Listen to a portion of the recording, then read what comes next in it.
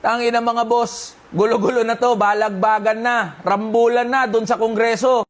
Tangina kasi mga congressman to, kayo na nga yung nangungunang gumawa ng gulo at drama dyan sa Kongreso kasi nga gusto nyo yan eh. Tapos ngayon nagkakandalabo-labo na, pabiktim kayo ngayon. Kayo ngayon yung mababait, malilinis. Kayo yung mga honorable dyan sa Kongreso. O sige, isa-isahin natin mga boss.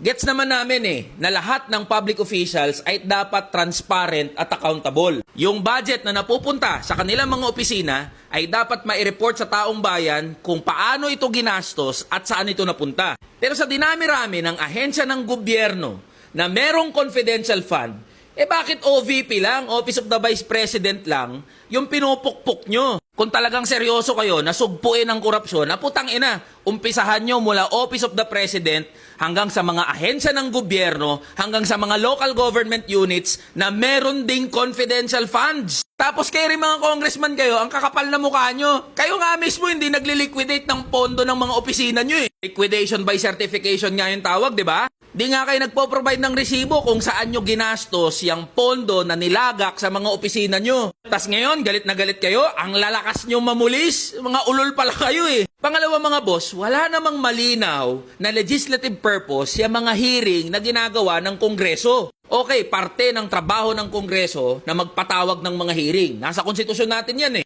Pero malinaw yan na hearing in aid of legislation. O anong malinaw na legislative purpose ng mga hearing? Walang katapusang hearing na pinagagawa nyo. Minin nyo na kasi na political persecution yan sa mga kalaban ng administrasyon. Ang mas masama, ang pinupuruhan nyo, yung mga maliliit at ordinaryong kawani lang din ng gobyerno. Pagsalungat sa gusto nyo mangyari, pag hindi nyo narinig yung gusto nyong marinig, ipapasight in contempt nyo, ipapakulong nyo, haharasin nyo. Diba ilang beses na nangyari yan sa mga hearing?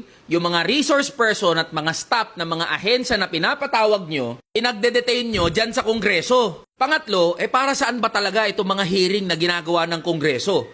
Ano ang goal at objective at ganun na lang ka-invested itong mga congressman na maglunsad ng walang katapusang mga hearing? Alam naman namin, nagibaan to ng mga kampo nyo bilang paghahanda para sa 2025 at 2028 elections. Kaya nga nagmamadali na kayo para mapa-impeach si Sara Duterte. Bakit? Pag napa-impeach si Sara Duterte, mai-impeach na rin ang korupsyon, matitigil na ang korupsyon, lahat ng nawawalang pera, mababalik na, lahat ng confidential funds, maliliquidate na, magiging maayos at maganda na serbisyo ng gobyerno, gaganda na ekonomiya ng Pilipinas, magiging okay na buhay ng mga manggagawa. Pare-pares naggago itong mga congressman na to eh. Kaya mga boss, yung drama ng Kongreso at Senado, wala tayong mapapala dyan. Dehado pa nga tayo eh. Kasi sa halip na pag-usapan, yung iba pang mga mahalagang issue, gaya ng sahod, provincial rate, walang ibang inatupag itong mga congressman natin, kundi magbalagbagan at magrambulan sa Kongreso.